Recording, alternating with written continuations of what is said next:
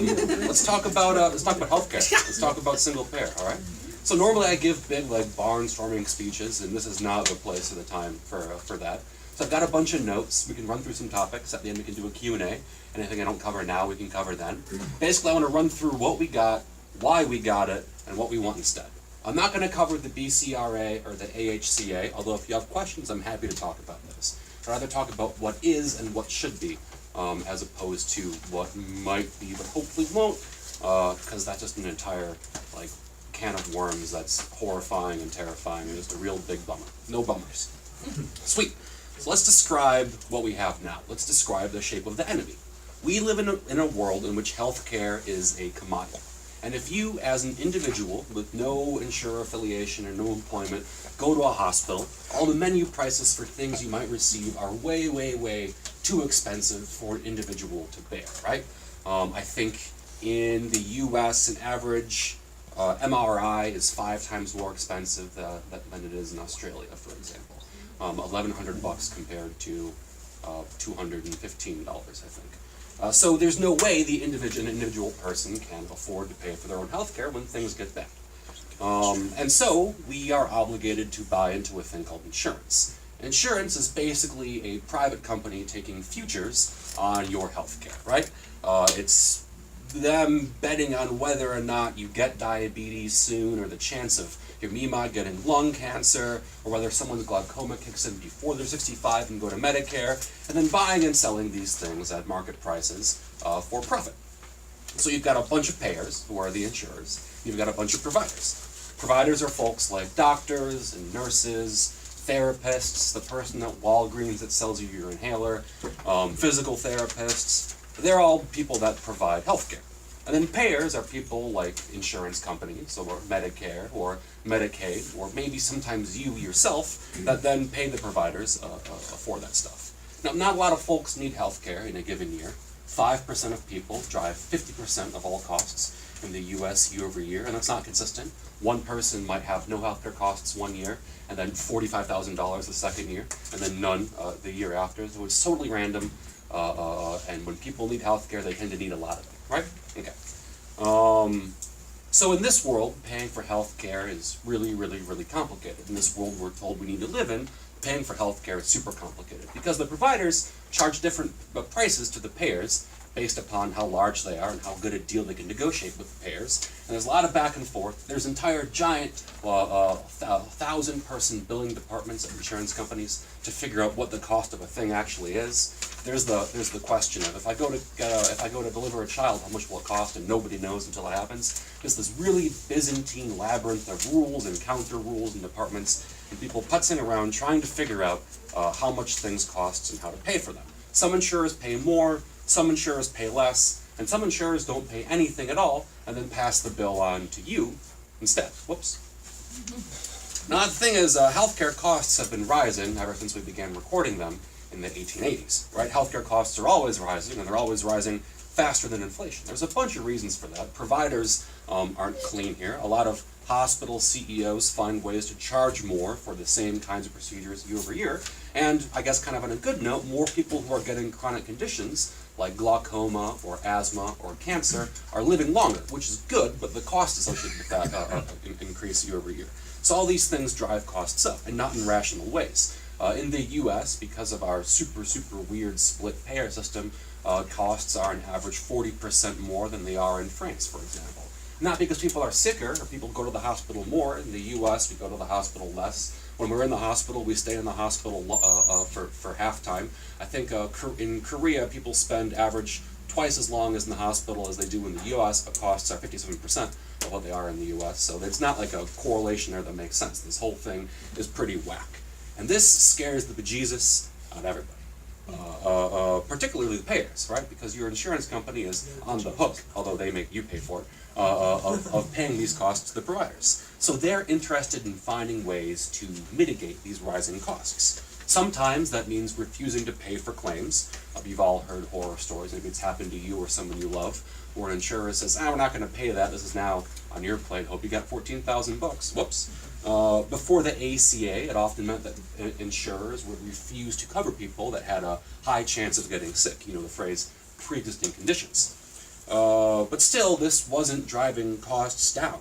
And there's this fear that if you make getting healthcare affordable, people might use it. And that's really, really hard to make a profit off of. So we invented this idea of consumer-driven healthcare, which I think is kind of the shape and form of really what the twisted thing in American healthcare is. We'll describe this thing, describe why it's obviously dumb and what we want instead, right? So consumer-driven healthcare is predicated on this idea that you should make consumers, which is just libertarian for people, pay more of the costs. Right, like healthcare, like if you treat healthcare like a commodity, a person who consumes a commodity is a consumer, but that's obviously dumb, because healthcare isn't a commodity, right? You don't buy more healthcare, you don't hoard healthcare and store futures on it. It's not like gum or beer or, I don't know, wheat. If you're playing Civilization 5, healthcare isn't the button you can click to spam resources up. I'm part of the Gamer Caucus. But it's the idea that if you push on more of the costs of receiving care onto people, they will become somehow smart shoppers. They'll shop around, they'll get bargain prices, they'll only get necessary care and avoid unnecessary care, to say that people are going to get unnecessary care, and somehow through like this mass of, I don't know, fucking Yelpers, will drive costs down. Now I know this sounds like a joke, right? But a bunch of very serious people take it very seriously, and they've taken it very seriously for a long time. For the past 40 years, it's been the foundation of our contemporary idea of healthcare. And it's why your annual deductible might be more than your entire savings account, right? To dissuade you from seeking healthcare. I'm guessing that a lot of the people that came up with it had never been both sick and poor at the same time. And all of this builds to this atomized, isolationist, and honestly pretty lonely worldview of what healthcare can and should be, right? It treats being sick or being... Sorry. Oh, what's up? If you have a red Camry B88 license plate, you're blocking the driveway. Oh, hell yeah, you're blocking me, actually. I had to zoom around you. It was cool. I got a 2002 Honda CR-V, the most agile vehicle on the road.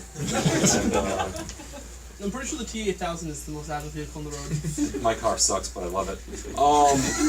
Anyway, this idea of pushing more costs on the individual kind of builds this lonely worldview, right? It treats being sick or being able to give birth to somebody or being poor as a kind of sin, a self-inflicted sin, a kind of crime. It means that if you get hit by a car, or you give birth to a child prematurely, or you get rabies or something, you're on the hook for your own costs because it's your responsibility, because it's a matter of personal accountability. And if that accident, or if that pregnancy, or if that illness forces you into a lifetime of crushing debt or medical bankruptcy, so that a hospital, a provider, or a pharmaceutical company, or an insurer can turn a profit, well, tough shit.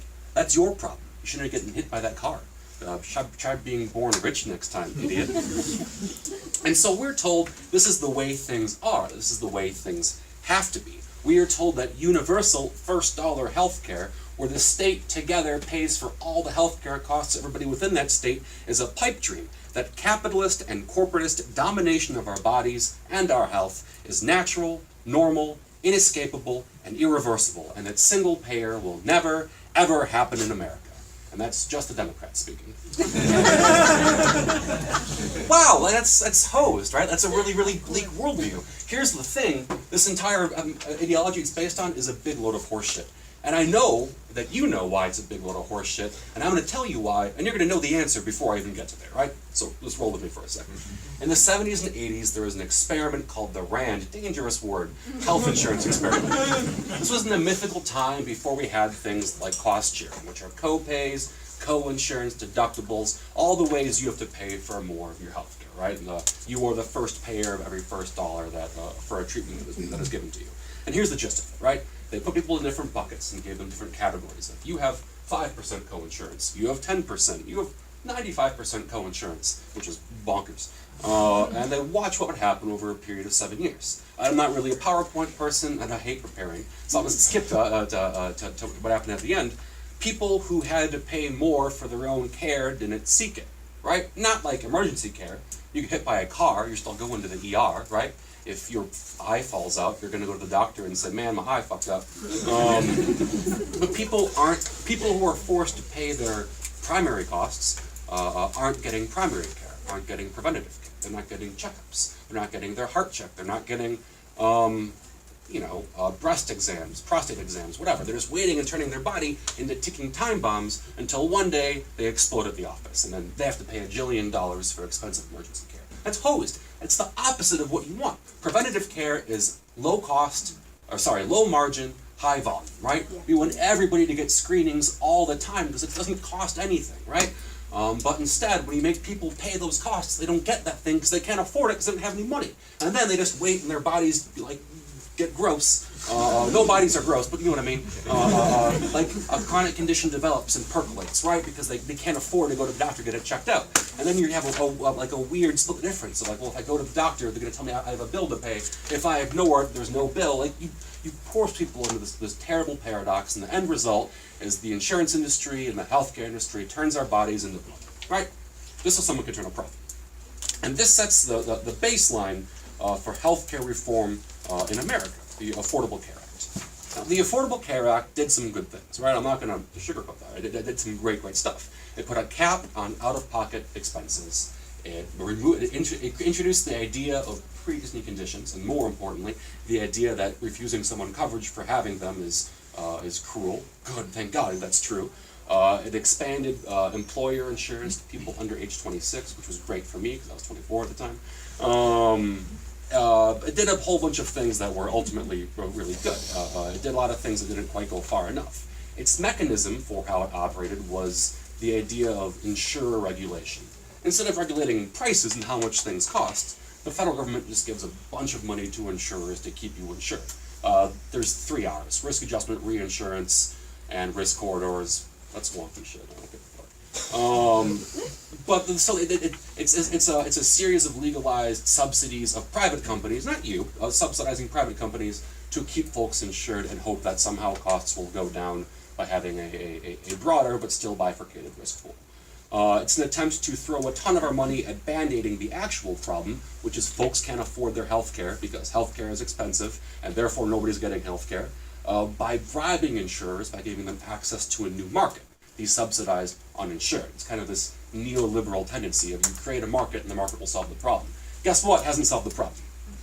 26 million people still don't have insurance in the US. A whole bunch of people that have insurance don't have insurance that can actually pay for the things that they need. We live in a horribly unequal, messed up, broken system which leverages your health and your propensity to get sick for a profit for an insurer, unless you are poor or elderly, in which case you're the government's problem because insurers can't make a profit off of you. So, that's not what we want. We want something different, right? We want universal, single-payer healthcare. And there's a couple of ways to argue for it, right? You've got the idea of reformist reform and non-reformist reform. Reformist reform is the idea of saying, let's take these things we have and make incremental changes to get the thing that we want, right? Let's expand Medicare a little bit and expand Medicaid a little bit. And let's add in this thing, let's add in this leverage. And that makes sense, that's good. That's like a good way to approach things. Also pretty boring. There's non-reformist reform, which is demanding single-payer healthcare now. Single-payer healthcare tomorrow. I think both of these are equally valid forms of protest. I would encourage you to push for the latter. Single payer now is a much clearer argument than, well, we should consider a public option that's scaled in this way. Leave that for people like me to write down and argue about. But I don't know if Medicare for all is necessarily the program we want. It's a great rallying cry, it's a great structure, but let's not let structure become stricture, right? Like, Medicare still has 20% co-insurance, which is why you have secondary plans or private plans on top of Medicare, which, for the record, Medicare Advantage creates $200 billion of fraud taxpayer money, or public money, going to private insurers over a decade. It's not great. It also has no out-of-pocket limit. You want something better than Medicare, universal single-payer healthcare for everybody. But Medicare for all is a really good rallying cry, and let's not ignore that. That's pretty dope. Cool. That makes sense. I want to talk about individual state-based plans for a bit. If you have questions, we can get to those at the end. I know I glossed over a bunch of stuff. Oh, you know, what's actually one thing? Any kind of national single-payer reform has to tackle 2 things at once: coverage and cost. Coverage is simple. You let everybody get access to the plan. There's this idea of the thing called the risk pool. A bit wonky, but we'll dance right on top of it. The risk pool is basically whose money goes to pays for whose coverage, right? And a small risk pool of 100 people, which is like a small insurer or an employer plan or whatever, one person getting cancer, or having a premature birth, mandates that the costs from the other 99 people are much, much more per person, right? And because costs are so lopsided, one person getting very, very, very sick has a huge impact over their risk pool. The universal risk pool, and right now we live in a world in which every individual insurance plan has its own little risk pool. You've got a jillion of them. You've got like a couple, you've got like 1,000, but like it's basically a jillion little risk pools. You've got Medicare, which is a 44 million person risk pool. You've got Medicaid, which is a 67 million person risk pool, kind of. It's split across 50 individual administrative programs, whatever. We want a universal risk pool. The idea is that we together, like it's my honor and my privilege when my tax dollars or when any of my money goes to help somebody else, right? Helping somebody is good. The universal risk pool argues that we all together can pay for the costs of everybody among us. There's a moral solidarity in that kind of community.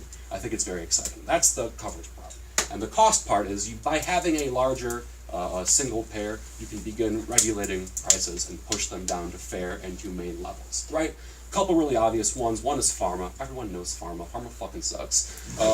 Martin Shkreli has done so much good for everybody, not through his actual actions, but as serving as the most punchable dickhead, like a fair ambassador of his industry. There's no reason we need to let pharmaceutical companies exploit us. They can charge us, I think, something like 100 times what they charge people in other countries. That's a bait and switch, and we're not allowed. There's a legislative process not permitting Medicare or Medicaid to negotiate these prices. Quick example of that: hepatitis C drug in Washington State, which is super important. They got a big Hep C outbreak. Costs $80,000 treatment if you're on Medicaid. Costs, I think it's $12,000 if you're in State Farm, which is one of the 4 agencies in the U.S. allowed to negotiate costs. Costs $400 in India. There's no reason that that's the price range, right? So that's one way that we want to enact cost leverage. The other one is setting a national schedule of how much stuff costs in hospitals. Knee surgery is pretty universal. Like, people's knees don't vary too much across like states and across countries and across cultures. For the most part, a knee is a knee is a knee. And with some variation within like how bad your knee is, like a simple knee transplant is a relatively standardized procedure. So, give it a standardized price set by that single payer, and you cut out a whole bunch of the fat in medical costs. Does that make sense? Those are two really important things. You can't solve a coverage-only solution ignores costs. Costs keep going up, and then a bunch of people demand austerity politics, but in the wrong way. If you just solve costs, that doesn't help the people that actually need the care. You solve both at the same time. You do that through a universal single-payer program. You can do that almost overnight. It's not that tough. A lot of lobbyists in the way, the AMA, insurance companies, whatever, they are all manageable. You can triangulate around those. Have to answer questions later. But also I want to talk about state movements. I generally am bearish on the idea of how much an individual state single-payer program can do, but I am very aggressively for state-based single-payer organizations. Let me explain that. So, a couple of states have pushed for in-state single-payer programs, right? Vermont, Colorado, California, New York, and I think that for the most part they're pretty hard to get working, both operations and strategy. Operations, healthcare spending is counter-cyclical. When people need, like if your healthcare program is funded by income tax dollars, when people are when a recession hits and people don't have work anymore is when they need the most healthcare. So if you're funding the thing through income tax dollars, when people need healthcare the most is when you have the least amount of money available. And states, because of some stupid amendment we all passed in the 80s, aren't allowed to deficit spend. They have to have a balanced budget every single year, except for Vermont, which has its own weird little thing like that. So a state can't, for example, print money is fake, a state can't print money to pay off these costs, and doesn't have things like the F-35 to cut into to pay for healthcare, right? So a single-payer program at some point in a recession, you create the argument, well, we gotta cut roads or education to pay for it. We can avoid that. We don't need this. This is not where states have been made inadequate to handle the problems of universal health care. Also, all the state-based programs are entirely dependent upon Medicaid and Medicare waivers, which are set or approved at the federal level by Tom Price and Seema Verma, who are like two goblins in the bank. And any chance they have to gut public funding of healthcare, they will. So banking your entire, we're going to have single payer in our state program on getting a waiver from Tom Price is asking for the benevolence of a fundamentally evil person to let you do your thing. I think it's risky operationally. And then strategy, you've got a couple of parts that I'm a bit bearish on. One, implementation. Jersey has what, 8.9 million people in it, right? 9 million? I googled that last night. So you would presume that, like, not if you pass state-based Jersey care tomorrow, not everyone's going to enroll in it in the first year for a bunch of reasons, right? Maybe if you're lucky, you get 2 million people that enroll in the first year, and that's pretty optimistic. Think of the ACA. The ACA had a real big enrollment scare when it first started. Not enough people were signing up.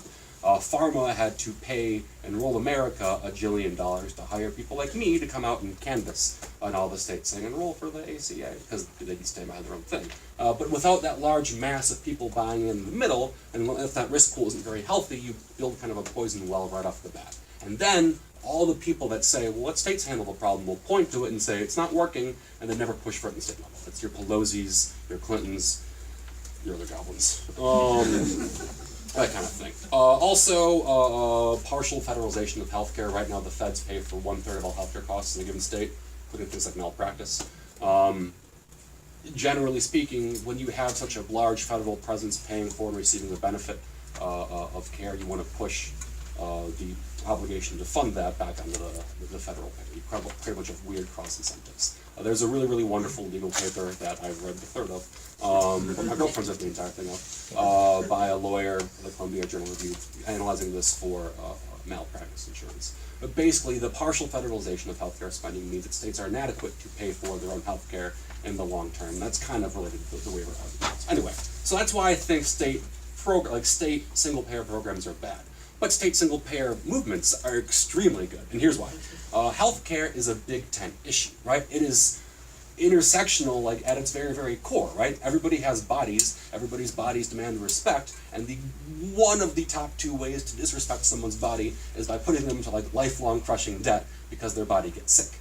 Everyone is affected by it, everyone is upset by it, and offering any kind of aspirational eschatology or dreams that things could get better about liberating folks like you and me from rich people profiting off our aging parents' illnesses or our own bodies' illnesses is an incredible way to get butts in seats or hands knocking on doors.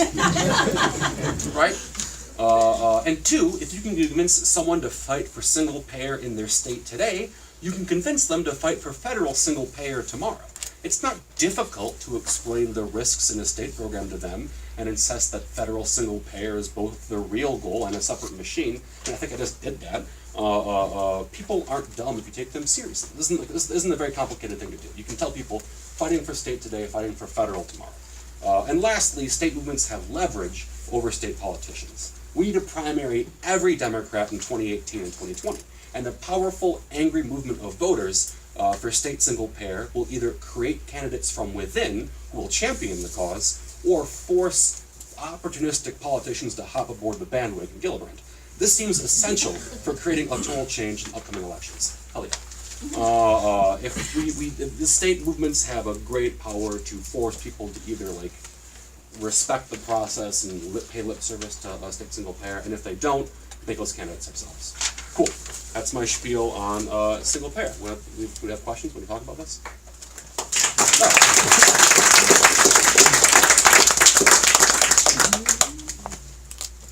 Hey, how do I do this? Do a stack? I can point it. Yeah.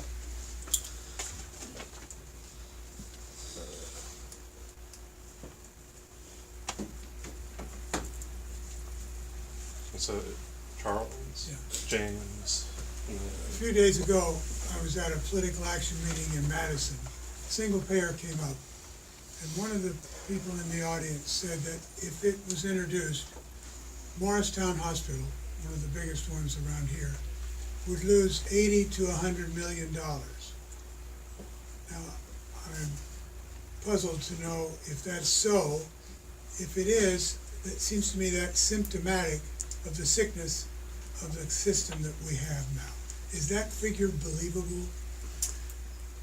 It's a huge hospital, Atlantic Care. I have 4 asterisks that I think I can use independently to kind of come to that. I can see where they derive that number, but fundamentally it's rooted in a sickness of how people get healthcare, right? Let's look, for example, at hospitals in Western Maryland. This is one of my favorite examples, right?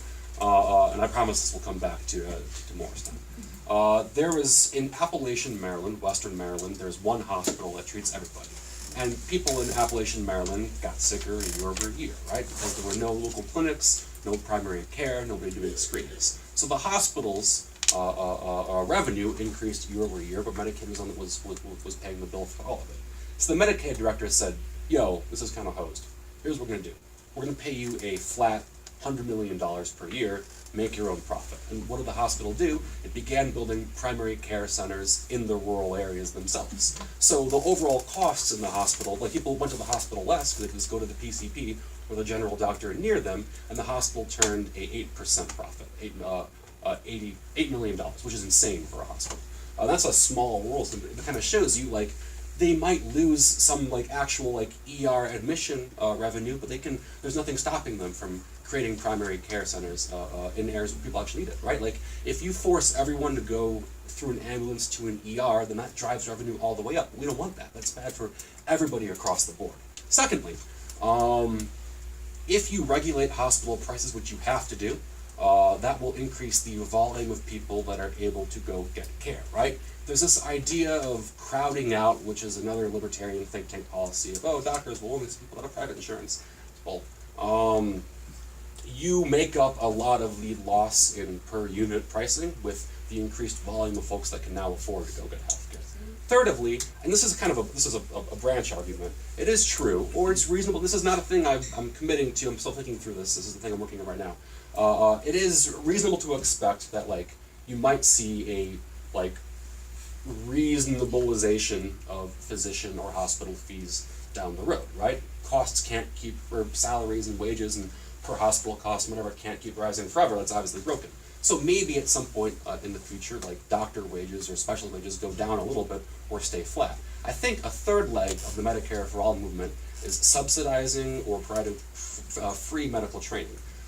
Because right now, I think you have a negotiating tool, right? Right now, doctors have to go into debt for 2 decades in order to be a doctor, so therefore they argue, really high wages, and they really need really high process costs. I think if you offer the humane and fair thing of tuition relief or free tuition at public universities for doctors, nurses, home health aides, etc., that's a fair trade to make. You relieve them of, what is it, $303,000 plus 7% compounded interest rate tax, which is 20 years of debt, in exchange for, we'll give you a more reasonable salary for the next 40 years. I think these 3 things work out. So on the flat side, yes, like, this Morristown hospital might lose that, but that's because they're pricing too high, they're gouging the poor, and they're not making care available where it needs to be available.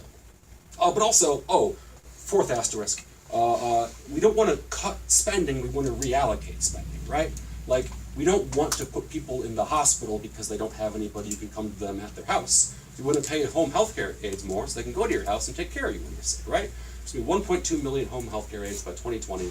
Right now, I think they're paid an average of $11 an hour, and they're billed at $135 per hour, right? Like, that's totally bungus. Just pay them more. Make that a viable career track. You can take that $30 million and you can push it into home health aides, give the labor the money for the work that they need, and take it out of making people go get MRIs every time that, like, they hurt their foot or whatever, which is a bungus use of risk coding. It's part of the ways that insurers make money from the federal government. But, like, yeah, like, it's a good thing if they don't receive that money because we're spending it in better places. James? Can you talk about the 3 R's a little Yeah, more? I can. And sort of what each one might look like under a universal single payer. Oh, we just fucking get rid of it, dude. Oh, that's great. So the 3 What R's, is each one? yeah. So the 3 R's are risk adjustment, risk corridors, and reinsurance. Basically, they're the different ways that the federal government regulates, bribes, subsidizes insurers into behaving, right? Risk corridors, which for the record aren't being funded. These are the things that scare me about the BCRA because Trump can still kind of depress these things. Basically, the 3 of them together are different ways of saying, if you got sick people who are really sick, sicker than you expect, or in general sick, we will pay you some money. For example, if an insurer has a person who has asthma, I know because I have asthma, they receive $4,000 at the end of the year if that person is diagnosed as having asthma, right? Because a person who has asthma might cost more than a person without asthma. A person with diabetes and glaucoma might cost more than a person with asthma, and a person with stage 5 cancer costs more than both those people combined, right? So there's a big schedule saying asthma, $4,000, rabies, $12,000, bronchitis all the time. I don't know what diseases work. How much for zombieism? I have no idea. That's the greatest cost a person can pay. There's like a checklist of, okay, we'll pay you, we'll set like this thing. In exchange, don't raise your premiums to kick them off your plans. It's the form of like, because the insurance will say, everybody in our plan is sick, therefore we need to charge $5,000 a month for insurance, and therefore nobody buys into it, right? But it's a way of having a legislative way of pushing money back to the insurers. And all three operate on that principle, but through different avenues. Risk corridors say you expect you'll pay this much over a year in claims. If you pay more than that, we'll cap you the rest of the difference, taking it from other insurers. Risk adjustment is that like check off who you got and what they got, and we'll give you a check at the end, or make you pay us some money. And reinsurance says, if you overall spend, we can insure the insurer basically, right? So if the insurer spends more, it's no problem. If the insurer spends more than they expect, we will put them into an insurance plan that the federal government pays the bill for. All three of them are ways that the feds fork over huge amounts of cash to insurers. And they're Byzantine, right? That means, if you are an insurer, that you need to have a department of people whose job it is to say, oh man, I think this dude's got asthma, but we don't have it written down he has asthma. We're gonna make a doctor go visit him and then chart him up, that kind of thing, right? We think this woman has given birth prematurely, or this person who can give birth has had a premature delivery in the past couple of years. We never written down. We're gonna send someone to go to their house, and try to like write down what they have. Which is a huge amount of like wasted time and effort, right? Sorry, this is a thing I care a lot about. In Minneapolis a couple months ago, you had the CFO of United Health Minneapolis, who's a whistleblower, saying, oh man, we did this thing where we over-indexed people, overcharged people, and we derived $20 billion in money we shouldn't have gotten from the federal government. It's just a huge pit of money that we throw at insurers to make the problem go away. And in a federal single-payer state, you don't need that. It's just what a huge waste of money we could use in virtually anything else. Like, oh man, you didn't ask this, I want to say this anyway. Like, single-payer healthcare is just the first step. It's not the actual goal. The actual goal is health justice, right? And when you have everybody in the same risk pool, and the federal actor bears the costs of both providing care, sending you to the doctor, and not providing care, what happens when everybody dies, it is incentivized to do things to extend the definition of healthcare, right? If, for example, a large percentage of your federal single-payer plan are homeless, and the fact that they are homeless is making them sick, then providing affordable housing is a form of healthcare, which fucking rules. If everybody's sick because they can't afford to buy healthy food because they live in a place where it's not profitable to open a reasonable grocery store, then the federal government has incentive to provide healthy, affordable food or subsidized food to these people. That's a form of healthcare. Food is healthcare. And only, all this money we spend bribing insurers to keep people insured is wasted money we could spend on these actual problems, which is the real interesting work of healthcare justice. And that's what I'm interested in. So those 3 R's are redundant. And you can spend that on actual good shit. Okay. Well, I think we have room for one more person. I'm sorry, I talked so But much. Ian was already on the stack. Yeah, but just after. Oh, yeah. Do we have any? Right? Okay. So, Ian? I mean, your point about healthcare justice was kind of ties into the question I was going to ask, which was, shouldn't we also fight? I guess not just like the Republican boogeyman. I guess we are socialists. Like socialized medicine, in a certain sense. Like medicine, we should look at like healthcare and try to make healthcare not just this thing that's being done to people. Like, but that people should have a way of like that people should have like a say in how the healthcare I'm not quite sure how you do it in like practice, but I feel like the healthcare should be democratized, and it should be something that people people should have a, since it's so important, the communities that are actually receiving the healthcare with like the healthcare workers, and I guess I don't know, but like we should democratize healthcare. It should be something that people have like a say in actually how their healthcare is, how to administrate their healthcare and stuff. You're absolutely correct, and Medicaid is doing that really well in some places, right? Like, the reason that, so socialized medicine often refers to things like the NHS, where you have a federally administered, hospital network, which, in theory, you could bring to the U.S., but ultimately the healthcare needs people, in Brooklyn, and rural Kentucky, and San Diego, whatever, beautiful Nashville, Wisconsin, home to some of the finest people from the U.S., are all very, very different, right? Yeah. People have different health needs all over the place. So you, like, healthcare is local, right? That's why, like, it's tied to your employer and the hospital systems right now, because we didn't have a way of administering things locally. So you're right.